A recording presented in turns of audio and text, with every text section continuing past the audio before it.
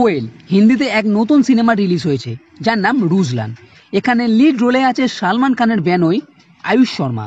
আয়ুষ শর্মার একটা hit cinema দরকার, তাই রুজলান সিনেমা কেমন হলো সেটাই দেখে নেব। রুজলান একটা অ্যাকশন প্যাক সিনেমা। এখানে আয়ুষকে দুর্দান্ত অ্যাকশন সিন করতে দেখা যাবে। 4-5টা অ্যাকশন সিনও আছে, আর আয়ুষের এন্ট্রি হবে অ্যাকশন সিন দিয়ে। ব্যাস, অ্যাকশন সিন দেখা হয়ে গেছে মানে পুরো সিনেমা দেখা হয়ে গেছে। এই অ্যাকশন সিনই ভালো বলবো, না হলে পুরো সিনেমাতে আপনাকে কিছুই দেবে না। সিনেমার ফার্স্ট হাফ মোটামুটি ভালোই লাগবে। এখানে কমেডি আছে, রোমান্স অল্প করেও আছে, আর কিছুটা গল্প। কিন্তু এই সিনেমার সেকেন্ড হাফ এতটাই ঝুলে যায় যে আপনার বিরক্তও হতে পারে, তাই সেকেন্ড হাফ ধৈর্য ধরে দেখতে হবে। কিন্তু সিনেমার টার্নিং পয়েন্ট বা ক্লাইম্যাক্স যেটা আছে সেটা বেশ ভালো। এমন একটা টুইস্ট আছে যেটা আপনি হয়তো আশা করবেন না। তাই পুরো সিনেমার মধ্যে আমার এই শেষের সিনটাই ভালো মনে হয়েছে। না হলে সিনেমা শুরু তো বেশ ভালো রকমভাবেই হয়েছিল, কিন্তু তারপর দমে যায়। এখানে মেন যে ক্যারেক্টার রুজলানের বাবা এক টেরোরিস্ট ছিল। ছোটবেলায় এক রেডে তার বাবা মারা যায়। এরপর এটিএস অফিসার সমীর তাকে দত্তক নেয়।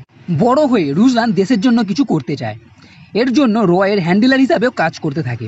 কিন্তু রুজলান নিজের মতো চলে, অর্ডার মানে না, আর এই জিনিসটা সমীর জানে না।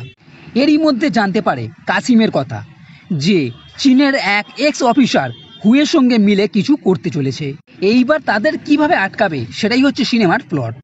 এরই মধ্যে রুজলানের যে পার্টনার আছে ভানি, তার সঙ্গে একটা ল্যাপ অ্যাঙ্গেলও দেখানো হবে। এবং এরপর এমন একটা পরিস্থিতি হবে যে রুজলানকেই সবাই আবার টেরোরিস্ট বলতে থাকবে। এই সব কিছু কি করে হবে, কেন হবে, ক্লাইম্যাক্সে বা কি টুইস্ট আছে, তার জন্য আপনাকে এই সিনেমা দেখতে হবে। এই সিনেমা বলতে গেলে আয়ুষ শর্মার সিনেমা, কারণ প্রত্যেক সিনেই প্রায় তাকেই দেখা যাবে। এবং আয়ুষ শর্মা যথাসাধ্য চেষ্টা করেছে যে এই সিনেমাটাকে ভালোভাবে করার জন্য। এই সিনেমার মধ্যে একটা কাহিনী তো আছে, কিন্তু তাহলেও বলবো সিনেমা কিন্তু জমেনি। ওয়ান টাইম ওয়াচ হিসাবেই এই সিনেমা থেকে যাবে, তাই চাইলে আপনিও একবার এই সিনেমা দেখে নিতে পারেন। তবে আমার তেমন এই সিনেমা ভালো লাগেনি, তাই ওভারঅল দেখে রুজলান সিনেমাকে আমি 2 স্টারই দিতে পারবো। তো বন্ধুরা, এই ভিডিও যদি ভালো লেগে থাকে তাহলে লাইক করো, কমেন্ট করো, শেয়ার করো, আর এই চ্যানেলটি সাবস্ক্রাইব করতে কখনোই ভুলবে না। এই ভিডিও দেখার জন্য ধন্যবাদ।